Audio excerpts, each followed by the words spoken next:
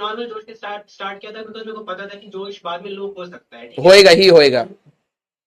हम्म। तो मैंने स्टार्ट कर दिया एंड सब कुछ सही चल रहा था, बट फिर धीरे धीरे क्या हुआ ना कि मतलब लाइफ में डिस्ट्रैक्शंस आने लगे एंड कुछ बैड हैबिट्स जैसे लेट उठना ये सब, या फिर लेट नाइट तक जागना, वो सब आ गई है, तो ये इस बैड वजह से थोड़ा हैबिट्स सा। नहीं है, पता नहीं आपको किसने दिमाग में डाल दिया है कि ये सारी चीजें बैड हैबिट्स हैं। डोंट, मैंने वही बोला, देखो यार, ये रास्ता ना आपका कॉम्प्लेक्स नहीं है।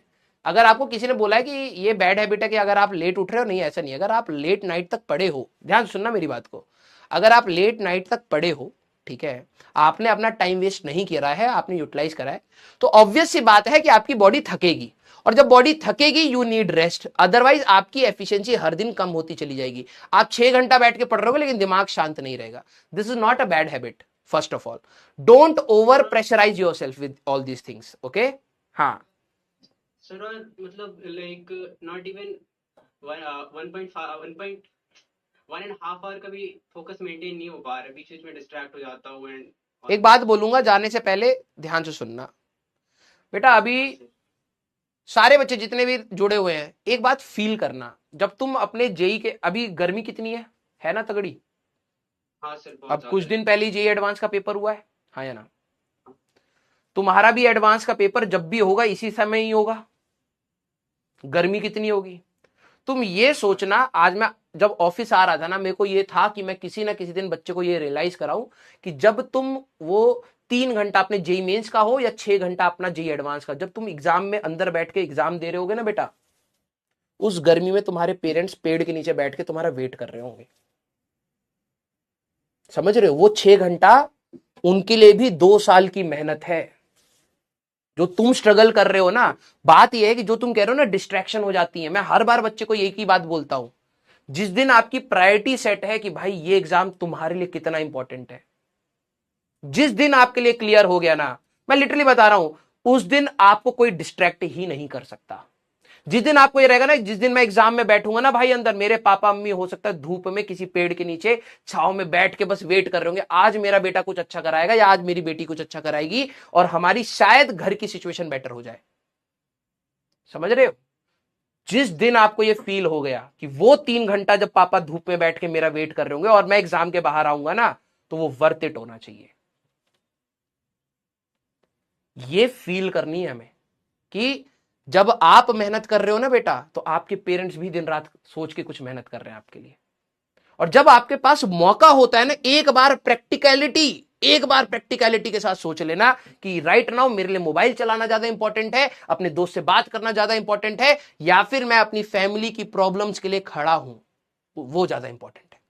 जिस दिन आपने अपनी प्रायोरिटी सेट कर ली ना, यार मेरे लिए पढ़ाई है, मैं जितना कर सकता हूं उतना तो करूं, उसके बाद आप देखो डिस्ट्रैक्शंस क्या होती हैं।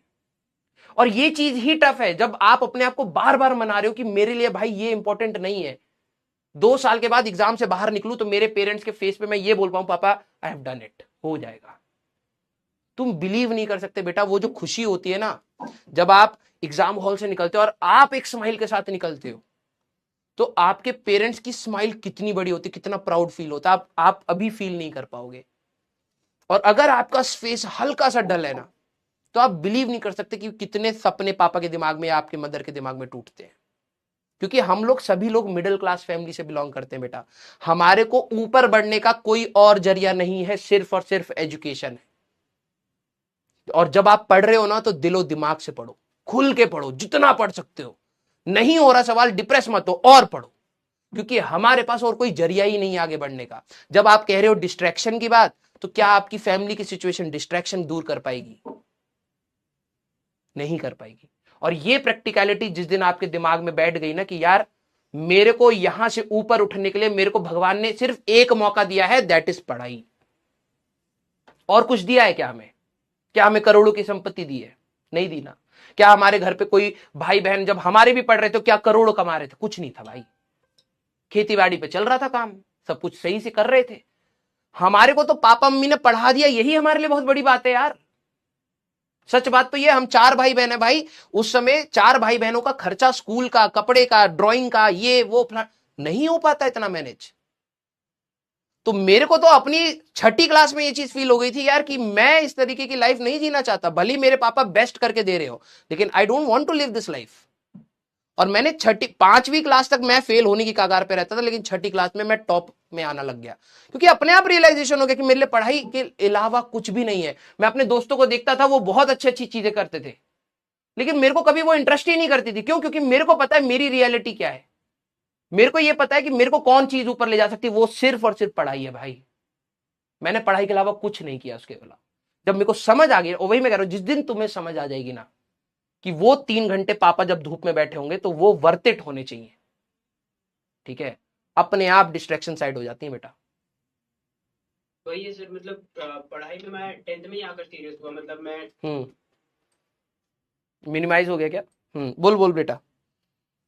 मतलब जब जब मैं 10th में आया तभी आकर मैं पढ़ाई में थोड़ा सीरियस हुआ। मतलब थोड़ा क्या, बहुत ही हो गया था। मतलब एज कम्पेयर टू 9th में, 8th क्लास में फेल हो एक बार। 9th में मार्क्स नहीं रहे थे, बट हाँ 10th में आके मैंने बहुत सारी इंप्रूवमेंट की। बट जो 10th की कंसिस्टेंसी मैंने मेंटेन करके रखी थी, 11th में आके वो खत्म हो गई। बिकॉज जो बीच में ब्रेक मिला था ना, उससे लाइफ में बहुत सारे डिस्ट्रैक्शन आ गए। तो ये समझ कि 14 लाख बच्चे हैं और ये प्रॉब्लम सभी के साथ है। मैंने तुम्हें क्लास में बताया होगा कि जितना तुम लैडर में ऊपर जाओगे उतनी स्ट्रगल आएंगे। अभी तू क्या है ना, तू थोड़ा सा कंसिस्टेंट होगा तो तेरे को दूसरी प्रॉब्लम आएगी कि सर मेरे से टफ सवाल नहीं हो रहे, तो तू उनको सॉल्व करना स्टार्ट करेगा। फिर एक आएगा, सर मेरे से इरोडोव नहीं हो रही।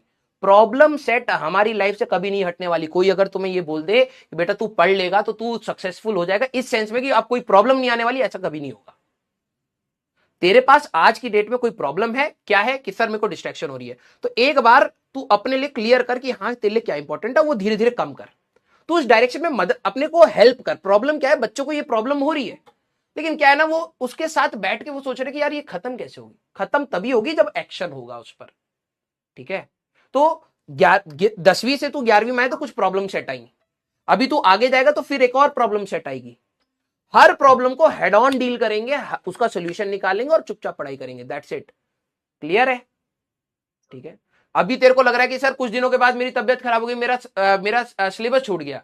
ये प्रॉब्लम है, इसका सोल्यूशन क्या है? सोल्यूशन यही है कि मेरे को बैकअप का अपना कवर करना ही पड़ेगा बैकलॉग। कोई और दूसरा आके मेरा बैकलॉग नहीं कवर कराएगा। ये सोल्यूशन है। तुम प्रॉब्लम पर मत सोचो, जैसी लाइफ में प्रॉब्लम है उसका सोल्यूशन क्या है। भैया मेरे को नहीं रोना प्रॉब्लम पर। मैं 4 दिन ये बोलता रहा हूं कि मेरी तबियत खराब हो गई, मेरा पीछे छूट गया, कोई करा दे। अरे भाई 4 दिन लगा के कुछ पढ़ ले आगे। समझ रहा है? एग्रेसिव बनो अपने फील्ड में। प्रॉब्लम आए हेड ऑन सोल्यूशन ढूंढो। हेड ऑन क्या होना चाहिए, इमोशन रखो साइड में, मेरे को क्या करना चाहिए वो बताओ, और वो जो सामने आ जाए उसको चुपचाप करो। यही हमारा एक चीज है भाई जो करा जा सकता है। क्लियर? तो प्रॉब्लम्स आप सभी लोगों की लाइफ में आएंगी बेटा। और even if you crack IIT, मैं आपको बता रहा हूं आपकी प्रॉब्लम्स बढ़ेंगी ही बढ़ेंगी। बट बात यह है कि आप इस तैयारी में अपना माइंडसेट इतना स्ट्रांग कर लेते हो कि वो प्रॉब्लम्स आप डील करने के लिए तैयार हो जाते हो। और जो प्रॉब्लम्स डील करने के लिए तैयार नहीं होता वो हमेशा लाइफ में पिसता चला जाएगा। लाइफ में प्रॉब्लम्स हटेंगी नहीं बेटा। समझ रहा है? तो अपने आप को संभाल और इनर मोटिवेशन ढूंढ। तेरे को कभी भी, अगली बार कभी भी हम लाइफ में फ्यूचर में मिले, तेरे को यह नहीं होना चाहिए कि सर आप एक बात ऐसी बोल दो जिससे मैं पढ़ाई पर लग जाऊं। समझ रहा है? तेरे अंदर से इनर मोटिवेशन ये होनी चाहिए कि सर मैं, आप जितनी बुरी से आप क्लास बैच छोड़ भी दोगे ना तब भी मैं रैंक निकालूंगा। ये होना चाहिए। सर मेरे सारे रिसोर्सेज काट दो तब भी मैं सिलेक्शन लेके दिखाऊंगा। ये होना चाहिए। तो जिस दिन आप अपने से ये बात बोलना स्टार्ट कर दोगे ना बेटा, लिटरली बता रहा हूं, आपको कौन रोक सकता है, कौन डिमोटिवेट कर सकता है, कौन सी स्थिति आपको रोक सकती है? कुछ नहीं हो सकता। आप अपने से तो बेटर बनोगे, ये तो बात है। तो आप दूसरे में मोटिवेशन ढूंढना छोड़ दो। क्लियर? ओके। तो अभी मैथ्स की क्लास है आप सभी लोगों की। I won't take much of your time. ठीक है। आई लव यू बेटा। थैंक यू सो मच कि आपने मेरे से कनेक्ट किया। लव यू बेटा। ठीक है, मिलते हैं बहुत जल्द। ठीक है, ओके, टाटा बाय बाय बेटा। तो मिलेंगे नेक्स्ट क्लास में। Till then tata bye bye, take care, पढ़ते रहिए, मचाते रहिए।